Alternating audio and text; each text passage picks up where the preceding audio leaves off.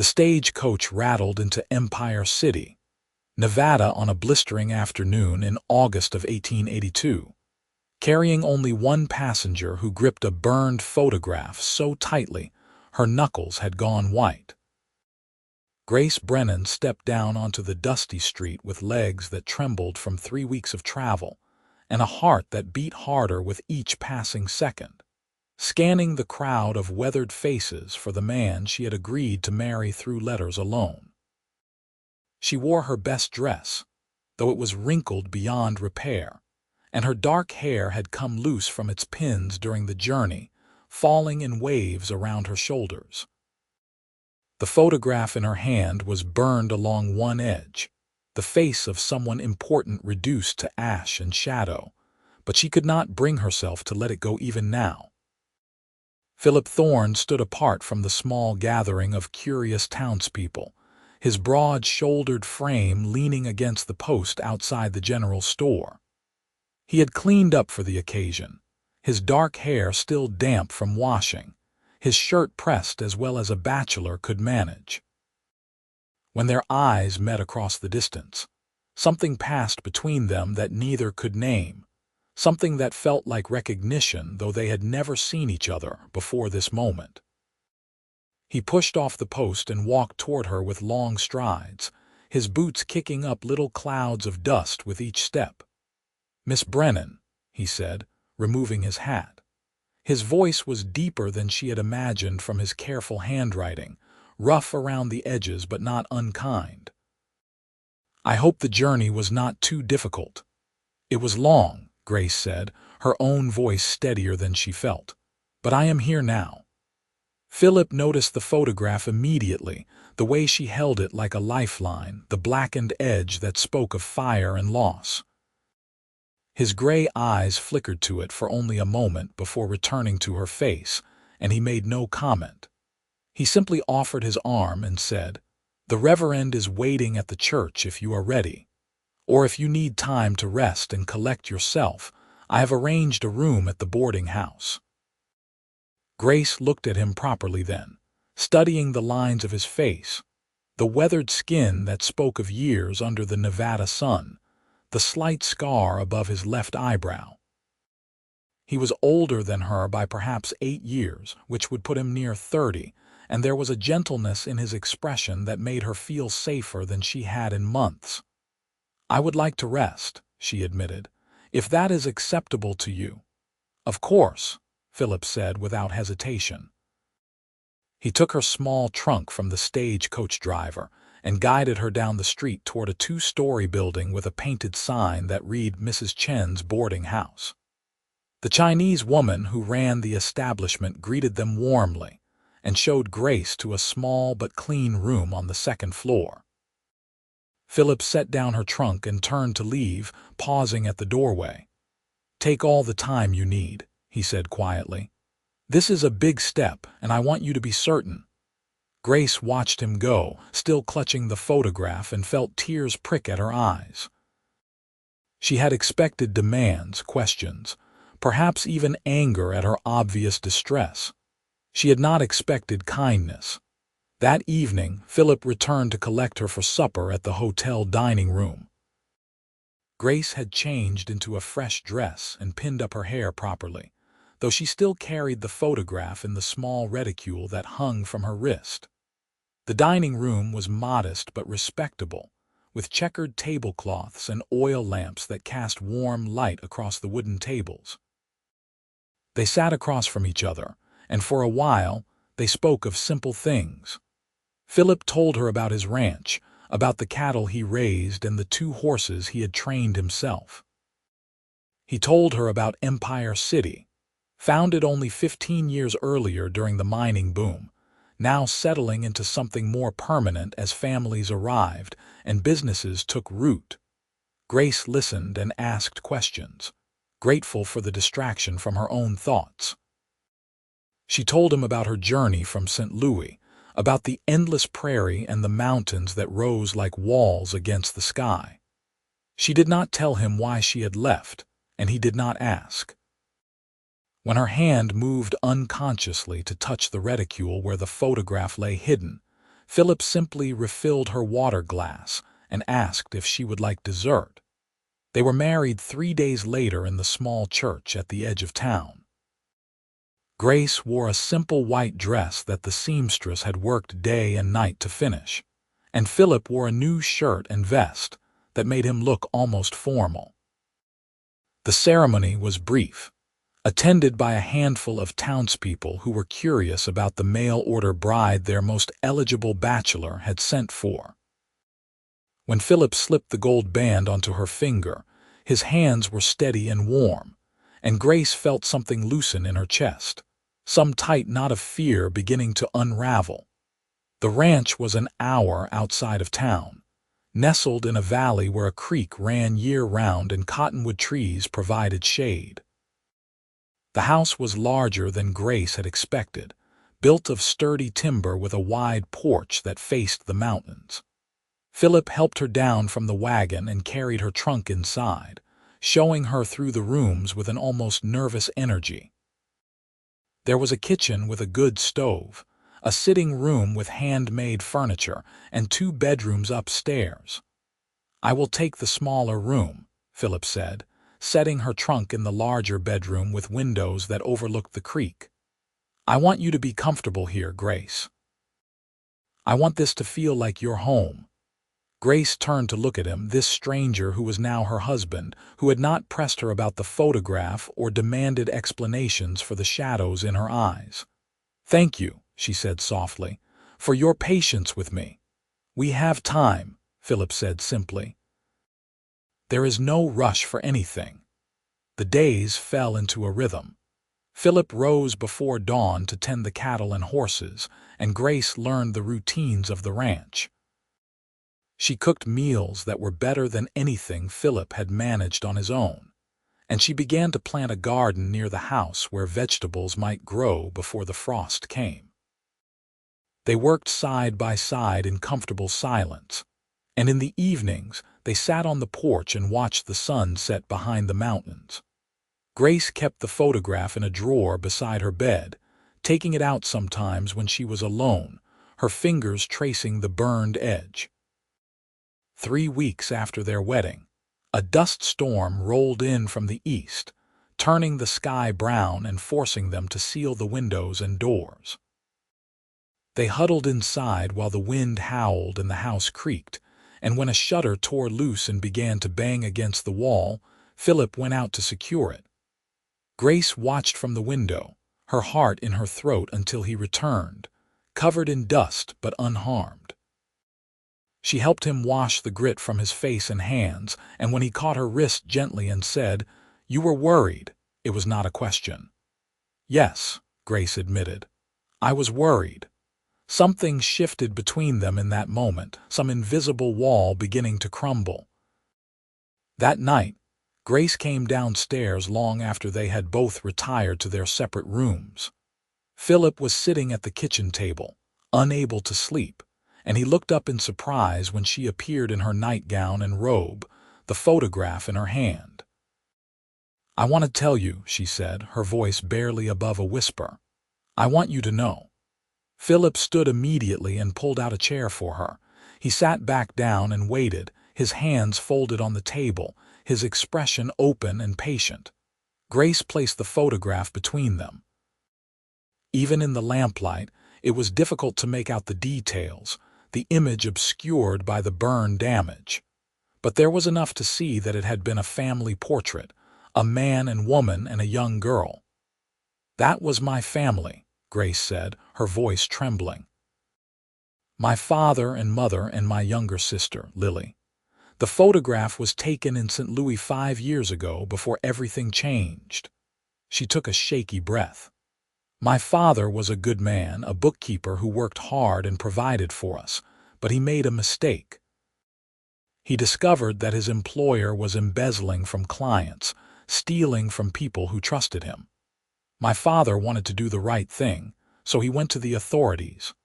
Philip listened without interrupting, his gray eyes never leaving her face. Grace continued, the words coming faster now that she had begun. "The employer was a powerful man with connections to dangerous people, Before my father could testify, our house caught fire in the middle of the night. I was staying with a friend that evening, helping her care for her sick mother. When I came home the next morning, there was nothing left but ash and rubble. Grace's hands shook as she touched the photograph. They told me it was an accident, a lamp knocked over, but I knew the truth. Everyone knew the truth, but no one would say it aloud because they were afraid. I found this photograph in the ruins, half burned but still intact enough to see their faces. I have carried it with me every day since then. "Grace," Philip said softly, reaching across the table to cover her hand with his. "I am so sorry." "I had nowhere to go," Grace continued, tears streaming down her face now. "No family left, no money, no prospects. I stayed with friends until I could no longer bear their pity. I saw an advertisement for mail-order brides in the newspaper, and I thought perhaps I could start over somewhere far away, somewhere the memories could not follow me. I wrote to you not knowing if you would even respond, and when you did, when you seemed kind and decent in your letters, I took a chance." Philip stood and came around the table, kneeling beside her chair so they were at eye level. "I am glad you took that chance," he said, his voice rough with emotion. "And I am honored that you trusted me with this. You have been through something terrible, something no one should have to endure, but you are safe now, Grace. I will make sure of that." Grace looked at him through her tears, at the sincerity in his eyes, and felt something crack open inside her chest. She leaned forward and pressed her forehead against his shoulder, and Philip wrapped his arms around her, holding her while she cried for the family she had lost, and the life that had been stolen from her. From that night forward, everything changed between them. The walls that Grace had built around herself began to come down, and she found herself seeking out Philip's company not out of obligation but out of genuine desire.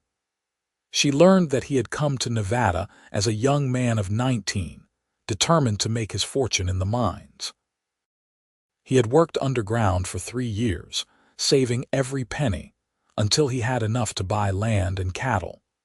He had built the house with his own hands, planning for a future that included a family even when it seemed unlikely. "I had begun to think I would spend my life alone," Philip admitted one evening as they sat on the porch watching the stars emerge. "Most of the women in town are already spoken for, and those who were not seemed to want someone flashier, someone with big dreams of striking it rich. I am just a rancher, content with a simple life." "There is nothing simple about what you have built here," Grace said, gesturing to the ranch spread out before them. "This is a good life, Philip, a life worth having." He looked at her then with such warmth that Grace felt her cheeks flush. "It is better with you in it," he said simply. As autumn approached and the air grew cooler, Grace found herself falling in love with the land and the rhythm of ranch life. She learned to ride the gentle mare Philip had chosen for her, and they rode together along the creek and up into the foothills where the aspen trees turned gold. She learned to help with the cattle, standing beside Philip as they moved the herd to different grazing areas. Her hands grew rough with work, but she did not mind. She felt strong in a way she had never felt in St. Louis, capable and needed. One afternoon in late September, they rode up to a high meadow where wildflowers still bloomed despite the approaching cold. They dismounted and walked among the flowers, and Philip picked a handful of purple asters and handed them to Grace with a shy smile. She took them, her heart swelling with an emotion so powerful it nearly took her breath away. "Philip," she said, stopping to face him, "I need you to know something." He turned to her, concerned. "What is it?" "I came here broken," Grace said, choosing her words carefully. "I came here carrying grief and fear, and I did not think I would ever feel whole again. But you have been so patient with me, so kind, and somewhere along the way I began to heal. I began to feel things I thought I would never feel again." She took a deep breath. I have fallen in love with you." Philip's expression transformed, joy and relief washing over his features. "Grace," he said, closing the distance between them and taking her hands in his. "I have loved you since the day you stepped off that stagecoach looking so brave and terrified all at once. I have been waiting for you to be ready, and I would have waited forever if that was what you needed." He kissed her then, gentle and reverent, and Grace kissed him back with all the emotion she had kept locked away for so long. They stood in the meadow surrounded by wildflowers and mountains, and for the first time since the fire that had taken everything from her, Grace felt truly alive. That night, Grace did not return to her separate bedroom. She went to Philip, and he welcomed her with tenderness and passion that made her feel cherished and whole. They lay together afterward, Grace's head on his chest, listening to the steady beat of his heart, and she knew with absolute certainty that she had found where she belonged. Winter came early to the valley that year, snow falling in October and coating the world in white. Philip taught Grace how to care for the animals in the cold, how to break the ice on the water troughs and ensure the cattle had enough feed. They spent long evenings by the fire, reading aloud to each other from the few books Philip owned, or simply talking about their dreams for the ranch. Grace told him she wanted to expand the garden in the spring, perhaps keep chickens and maybe a milk cow. Philip said he wanted to build a bigger barn and acquire more horses to train and sell. One night as they lay in bed, snow falling softly outside the window, Philip said, "Do you ever think about having children?" Grace was quiet for a moment, her hand resting on his chest. "I do," she said finally. "I think about it often. After I lost my family, I was afraid to care that deeply about anyone again. But you have shown me that love is not something to fear, even though it can bring pain. I would like to have children with you, Philip. I would like to build a family here." Philip pulled her closer and kissed the top of her head. "Then that is what we will do," he said softly. "We will build a family together." Spring arrived with a rush of meltwater and the return of green to the valley. Grace planted her garden with seeds she had ordered from a catalog, and she acquired 6 chickens that immediately took over a corner of the barn. Philip worked on expanding the corral and breaking in 2 young horses he had purchased from a rancher in the next valley. They were busy from dawn until dusk, but it was the good kind of tired, the kind that came from building something meaningful. In May, Grace realized she was pregnant. She told Philip one evening as they sat on the porch watching the sunset, and his reaction was everything she could have hoped for. He whooped with joy and lifted her off her feet, spinning her around until she laughed and begged him to put her down. That night, they talked late into the evening about names and nurseries, and all the ways their lives were about to change. The pregnancy was not easy. Grace was sick through the summer months, barely able to keep food down, and Philip worried constantly. He hired a woman from town to come help with the housework, and he took over all the heavy chores that Grace had been doing. The doctor came regularly from Empire City, assuring them that everything was progressing normally despite Grace's discomfort. By autumn, Grace finally began to feel better, her energy returning as her belly swelled with new life. In late January of 1884, during a cold snap that froze the creek solid, Grace went into labor. Philip rode through the darkness to fetch the doctor and the midwife, his heart pounding with fear and excitement. The labor was long and difficult, lasting through the night and into the next day.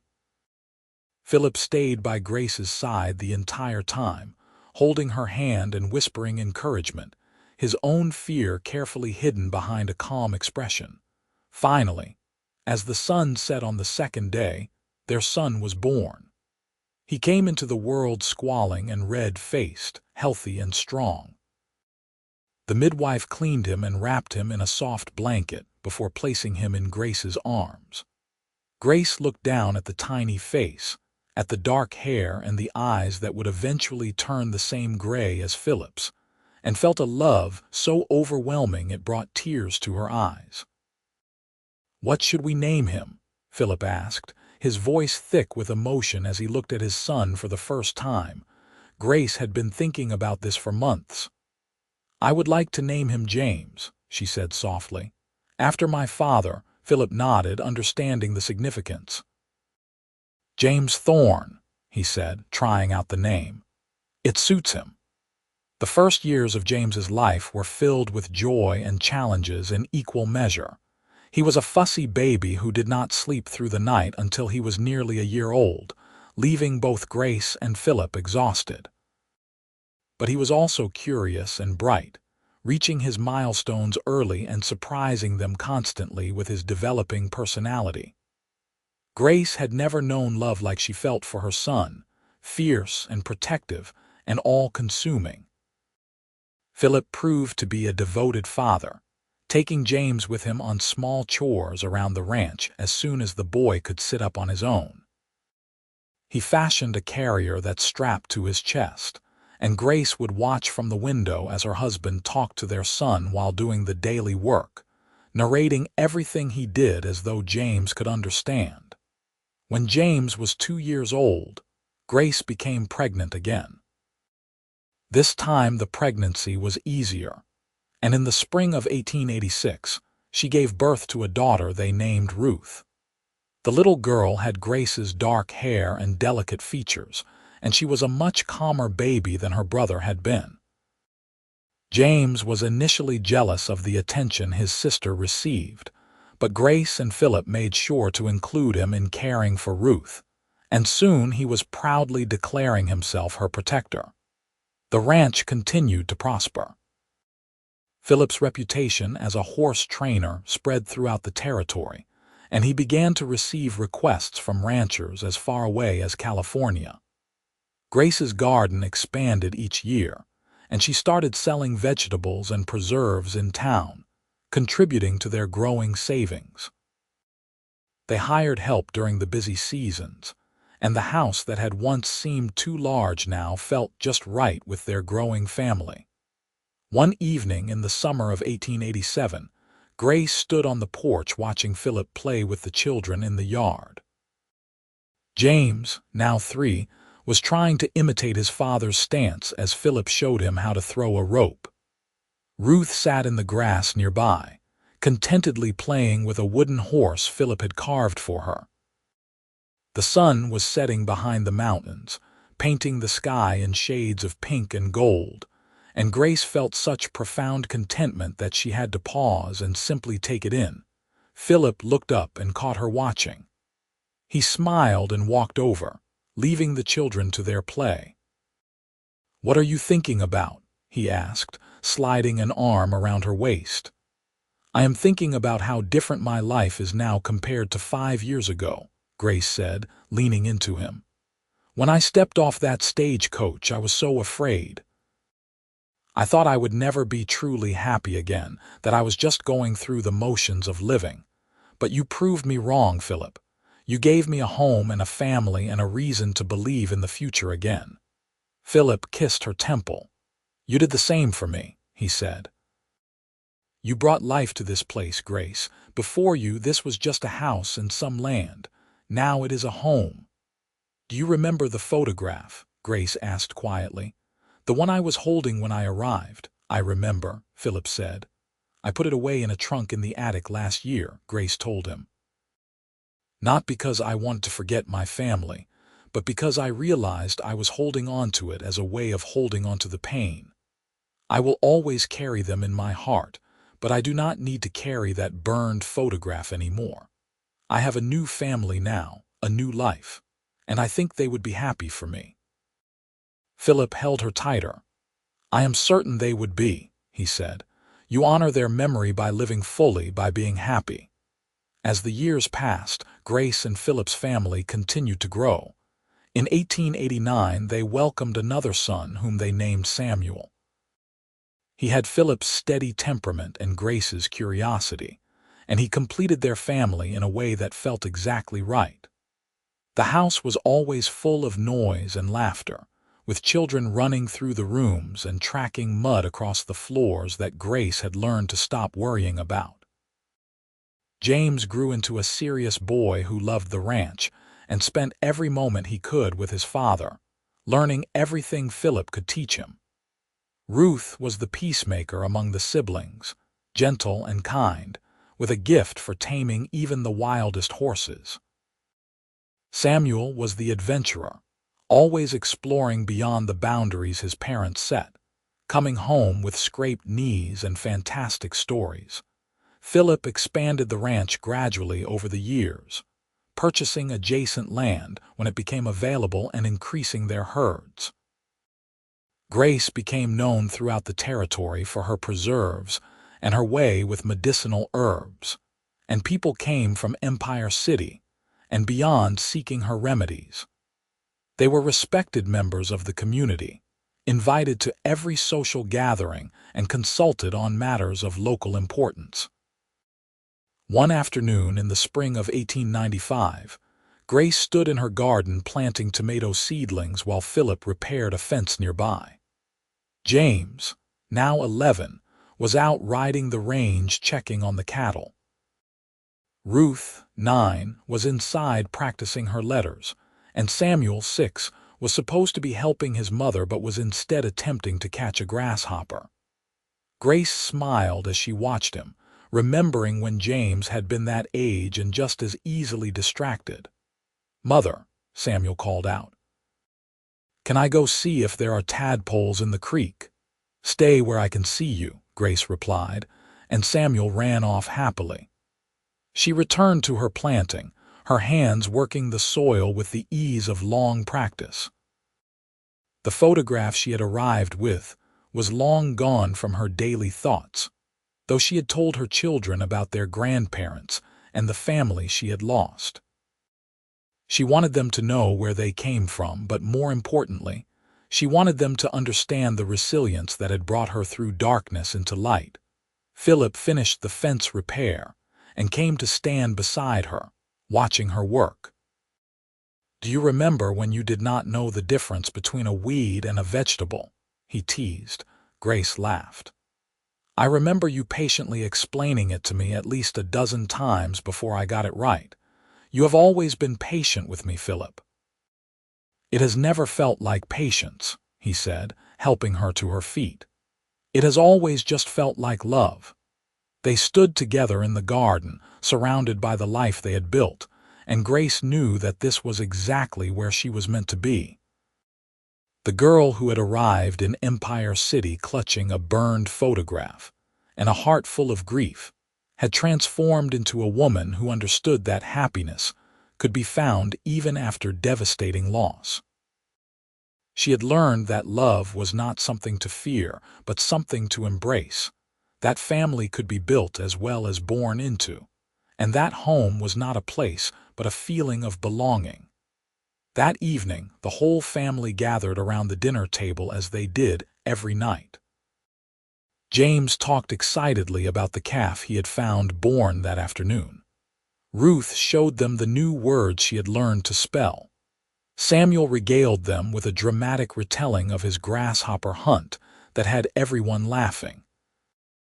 Grace looked around at the faces she loved more than anything in the world, and then her eyes met Philip's across the table. He raised his glass slightly in a silent toast, and she understood the message in his eyes. They had built something beautiful together, something lasting. They had created not just a family but a legacy, and every day was a gift they did not take for granted. As the children cleared the table and Philip went out to do a final check on the animals, Grace stood at the kitchen window washing dishes and looking out at the valley bathed in twilight. The mountains rose in the distance, solid and eternal, and the creek rushed by carrying snowmelt down from the high country. This land that had seemed so harsh and unforgiving when she first arrived had become the place she loved most in the world. Philip returned and came up behind her, wrapping his arms around her waist and resting his chin on her shoulder. "What are you thinking about now?" he asked. "I am thinking about how grateful I am," Grace said, leaning back against him. "For every moment that led me here, even the painful ones. If things had been different, if I had not lost my family and been forced to start over, I would never have found you. I would never have this life." "We found each other," Philip corrected gently. "And we built this together." Grace turned in his arms to face him, reaching up to touch his face. There was gray in his hair now, lines around his eyes from years of squinting into the sun, but he was still the man who had stood on that dusty street and offered her kindness without asking for explanations. "I love you," she said simply, "more than I could ever put into words." "I love you too," Philip said, and he kissed her with the easy familiarity of two people who had shared a life and built a world together. The years continued to pass, bringing changes and challenges as all years do. The children grew and eventually began to make their own ways in the world. James took over more of the ranch operations as Philip began to slow down, proving himself a worthy successor. Ruth married a schoolteacher from Empire City and moved into town, though she visited the ranch often. Samuel, true to his adventurous nature, decided to go east to study at university, promising to return. Grace and Philip adapted to each stage, supporting their children's choices while also learning to be just the two of them again. They took long rides together as they had in the early days of their marriage, rediscovering the quiet joy of each other's company. They sat on the porch in the evenings, Philip's hand in Grace's, watching the sun set behind the mountains they had stared at together for over 20 years.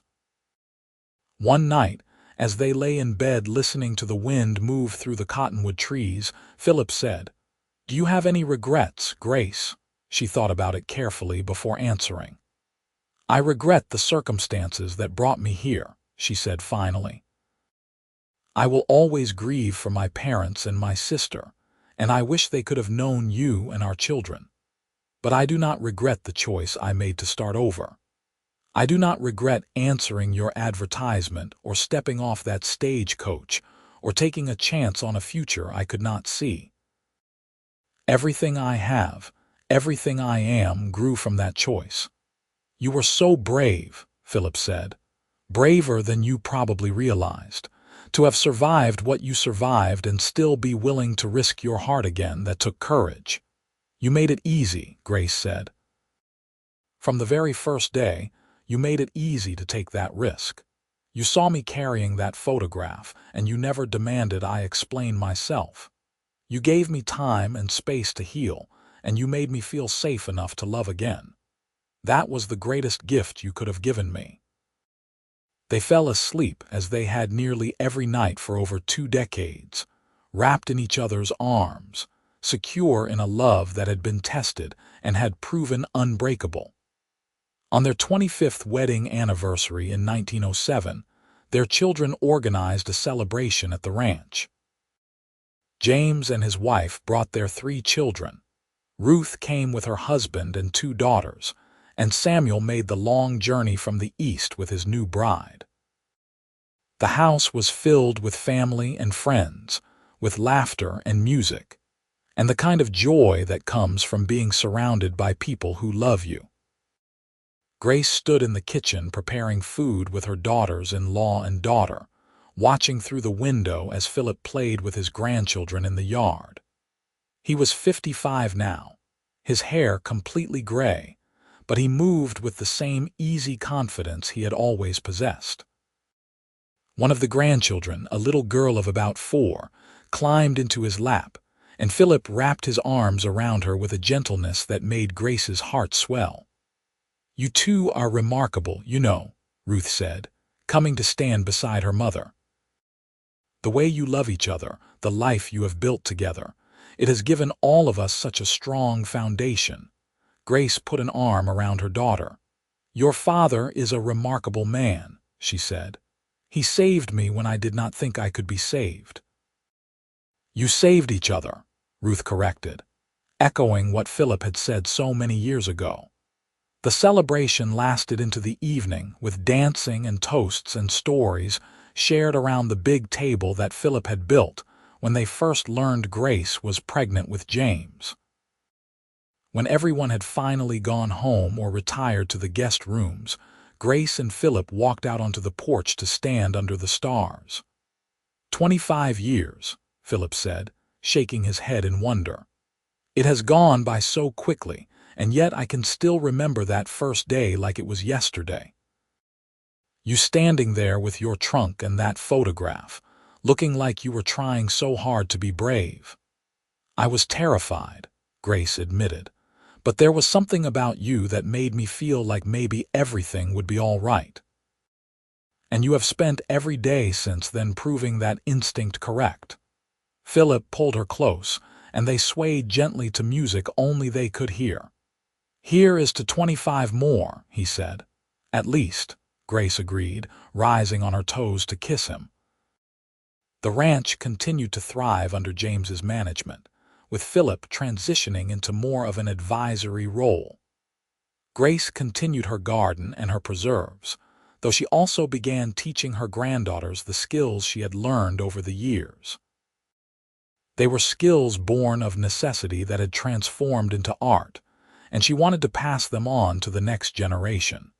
In the winter of 1910, when Grace was 51 and Philip was 58, they took a trip to San Francisco. It was the first time either of them had left Nevada in decades, and the city overwhelmed them with its size and noise and endless crowds. But they also found beauty there, in the architecture and the ocean, and the sheer vitality of so many people pursuing so many different dreams. They stayed for 2 weeks, seeing the sights and eating in restaurants and attending a performance at a grand theater. But when they boarded the train to return home, they both felt the same relief. Nevada was where they belonged, where their hearts were rooted.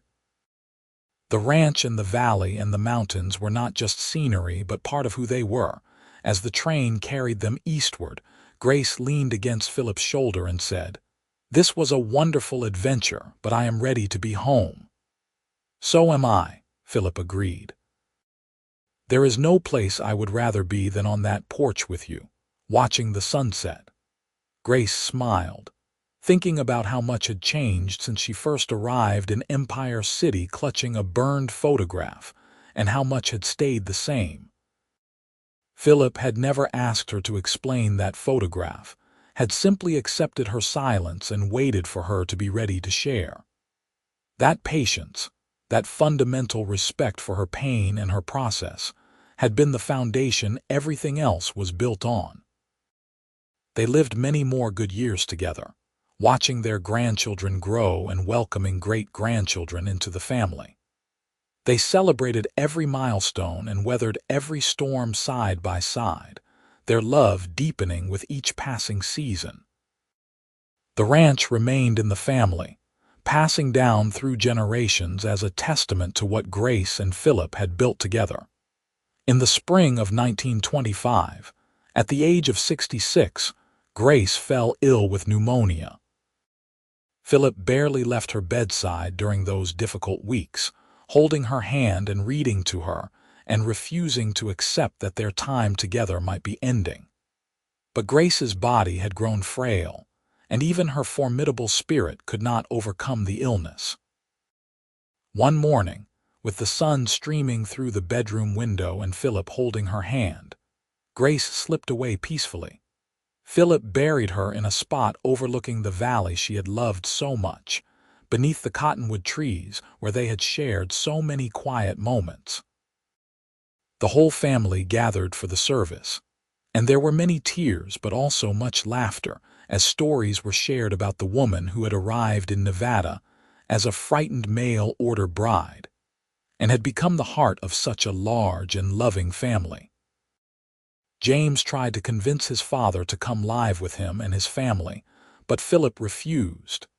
He remained in the house he had built, surrounded by memories of Grace and their life together. He tended her garden and cared for the ranch as best he could, though his body was beginning to fail him.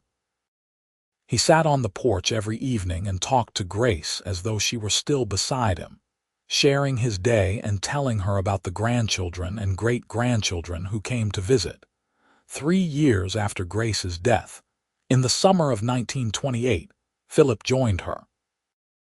He passed away in his sleep, his heart simply deciding it had beaten long enough. The family buried him beside Grace, and on the shared headstone they inscribed words that captured the essence of their relationship. 2 hearts, 1 home, forever united. The ranch remained in the family for generations, and the story of Grace and Philip became family legend. They told it to their children and their children's children, the tale of the mail-order bride who arrived clutching a burned photograph, and the cowboy who never asked her to explain. They told of patience and kindness, of love that healed old wounds and built new dreams. They told of a life well lived, and a legacy that extended far beyond the boundaries of a single ranch in Nevada. And when the great-great-grandchildren asked what happened to the photograph, they were told that Grace had put it away once she no longer needed it, once the memories it held had been integrated into the fabric of her new life rather than dominating it. But they were also told that she never forgot the family she lost, that she honored them by living fully and loving deeply, and creating something beautiful from the ashes of tragedy. The house still stands in that valley, weathered now but sturdy, still home to descendants of Grace and Philip. The cottonwood trees have grown massive, providing shade for new generations of children playing in the yard. The creek still runs year-round, carrying snowmelt down from the mountains. And on quiet evenings, when the sun sets behind those eternal peaks and paints the sky in shades of gold and pink, it is easy to imagine 2 figures on the porch, hands clasped, watching the day end together just as they did for so many years. That is the power of love, the true legacy of Grace and Philip Thorne. Not just the family they created or the land they tended, but the proof that even the deepest wounds can heal, that second chances are possible, and that home is not where you start but where you choose to build your life. Grace arrived in Empire City broken and afraid, carrying the ashes of her past in the form of a burned photograph. Philip met her with open arms and patient heart, asking nothing but offering everything. Together they created a love story for the ages, one that proved that sometimes the best endings come from the most unlikely beginnings.